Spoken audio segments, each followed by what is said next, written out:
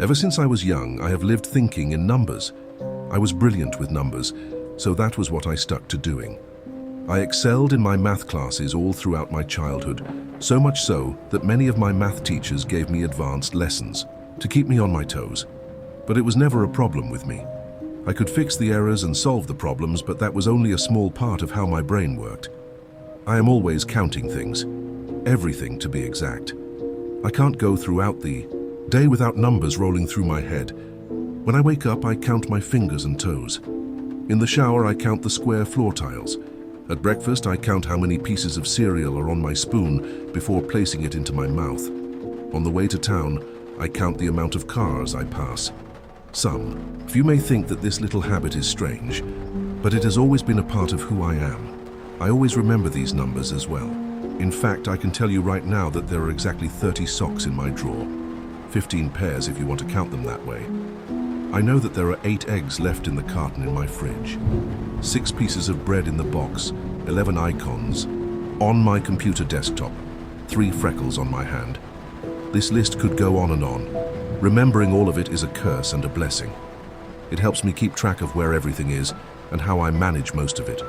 But the downside is that it comes with very acute paranoia. While I can obviously remember all of these numbers, I constantly worry about them changing without my knowledge. I once kicked my old high school friend out of my house when she didn't tell me that she had taken one of the 7 pieces of gum I had left in the packet. Seeing that there was only 6, knowing that one of my life variables had changed without my permission, made me tense. There wasn't much social interaction in my life. People were too hard to count and keep track of. They moved too much, changed too much. They made my numbers unstable and I could never keep track of all of them. So for the sake of my sanity, I worked from home and lived in complete isolation. Some of my family said that I wasted my talent away by picking a safe job, but I didn't need them in my life. Cutting contact with them reduced an equation that had too many changing variables. I live in the country, way off the road, surrounded by field. I would have secluded myself further by living in the forest, but I feared that I would go nuts trying to count all the trees. It was hard enough to prevent myself from counting the blades of grass in my lawn. I didn't need the additional distraction. When I needed food or anything else, I paid the couple that lived 5 miles down to go to town and get my groceries for me. They had 3 children and 2 dogs. Very rarely did I ever venture into town myself, and when I did, it was very brief and hastily done. Trying to distract myself from all the things to count nearly drives me insane, but I managed. I've always managed. The solitude helps. It keeps my habit in line. I have my things to count. I am aware when they change, and I don't have constantly unreliable variables in my life. Everything is normal, until that one day, I tried to tell myself that it wasn't true, that I was miscounting. But that was impossible. I never miscounted, ever. When I went to pour my cereal that morning, I noticed something horribly wrong. I had exactly 8 of each piece of silverware in my drawer. 8 forks, 8 spoon, 8 butter knives, 8, 8, 8, 8. But when I was counting my spoons, I was 1 short. Immediately perturbed, I combed the entire house for the missing spoon. Within my search, I also found that one of the 5 beads on my curtain drawstring was missing, one of my 30 socks gone, and 2 pieces of the 6 pieces of bread I had had mysteriously disappeared. I felt heat rising to my head, and my vision hazing. My numbers were wrong. Someone changed them. Someone had gotten into my house and changed them. Many people would not jump to conclusions at losing such small, easy to misplace or forgettable things. People lost things all the time, but not me. I never lost my numbers. They were what kept me in order.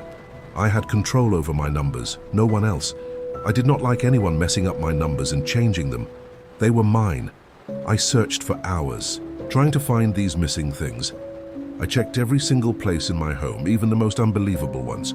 I even called up that family 5 miles down and asked if one of their 3 children had touched anything the last time they had been delivering my groceries.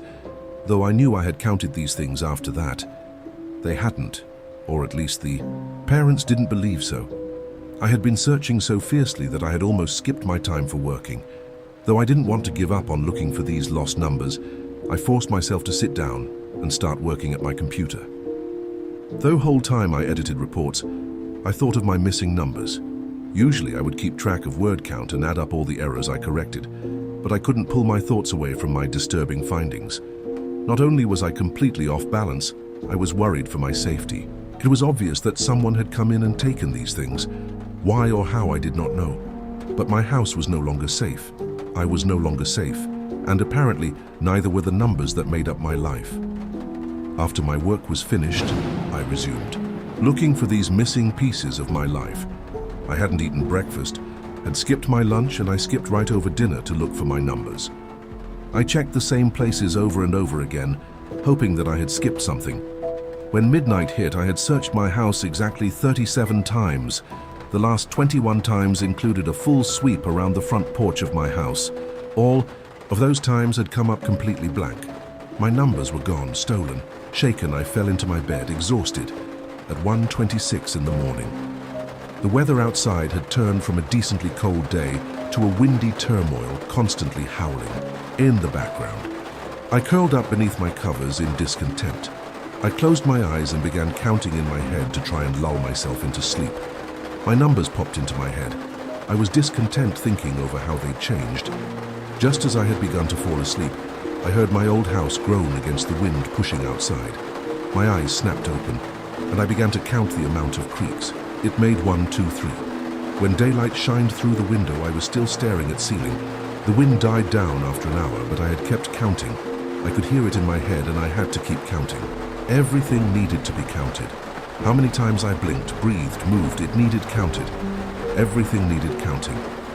56, 57, 58. My alarm clock suddenly went off, but I didn't even blink. The numbers in my head started over, counting the amount of beeps going off in the background. I got up, but I didn't turn off the alarm. I kept on counting as I collected clothes for the day. My whole face twitched when I saw that one of my shirts was missing, along with one shoe from a pair. It was becoming harder to breathe. I was seeing red, but I was still counting. 1, 2, 3. I walked into the bathroom, my arms clenching violently after seeing the fake plant in the hallway suddenly had 35 leaves instead of 36. I slipped into the shower, starting over once again to start counting shower tiles as I ran, shampoo and conditioner through my hair. 11. 14. When I had finished my shower and had clothed myself, I was drying my hair in front of the mirror when I saw him. He looked just like me, made of 2s and 5s, just like me. 2 eyes, arms, legs, ears, feet, hands, 5 fingers, toes. His face was like mine. Leaning closer to the mirror, I saw him lean in as well. I watched as he grinned at me, 28 adult teeth gleaming in the mirror light. He winked and plucked one of the 2 toothbrushes I had sitting on the counter, stuffing it into his pocket and disappearing. Hissing in disbelief, I looked down to see that brush gone. My head was spinning, and I quickly started counting the light bulbs in the hallway lamps as I stalked my way through the house. The more I walked around, the more I saw missing. Each missing item made my mind spin, and I had to start counting again. 16, 1, 2, 3. I saw him again, the kitchen, but he was different. He was no longer made up of 2s and 5s. A third arm from the shoulder, 4-fingered hands, 1 hand and 1 grinning mouth. Hands clenching, I swung for him, only to smash my hand right into the reflective surface of my refrigerator. Howling in agony, I spun around to look for where. He'd gone. He was quick, I had to give him that. Quick and a changing variable, I hate him.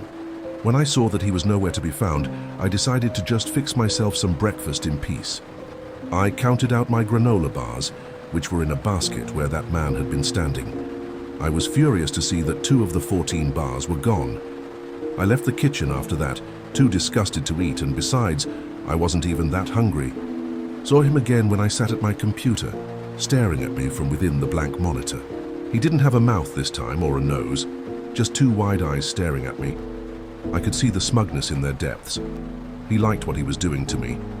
Giving an angry yell, I picked up the monitor and threw it across the room. It gave so easily, I was surprised, only to become more outraged when I saw that the cords that connected the monitor to the tower were gone anyway.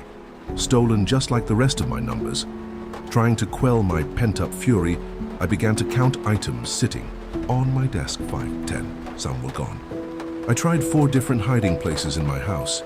I needed to hide from him, hide somewhere he couldn't steal my numbers anymore. I just wanted to count. I needed to count, but he wouldn't let me finish. I needed to finish counting. Something needed to be stable. I barricaded myself into my small, cramped spare bedroom closet. I had nothing in there, nothing he could steal. The only thing it had aside from the walls keeping it together was the single mirror built into the wall. I leaned against it, wrapping my arms around my knees, rocking myself slowly, trying to breathe, again trying to keep my head clear. I began to count the number of wood planks making up the floor. 12. 13. When I ran out of planks to count, I began to count my fingers and toes. 8. 9. 9. My ring finger on my left hand was gone. Not severed, just gone. 16. 17. Some toes were missing as well. I was not constant. I was losing more of my numbers, losing myself. I turned towards the mirror and saw him again. He had no eyes, no limbs, just one single, large grin. He was smiling at me, knowing what I was thinking. I craned my head back slowly, watching him do the same. Once I was back far enough, I rammed myself straight forward, smashing my head against the glass of the mirror. 1, 2, 3. I could feel 5 glass shards in my face. I felt my head throb 4 times before I began to slip under. The 3 crashes of shattering glasses played in loop through my head. 2 times my vision blurred before going black, and only once did I smile, knowing that I had finally solved the biggest equation of all.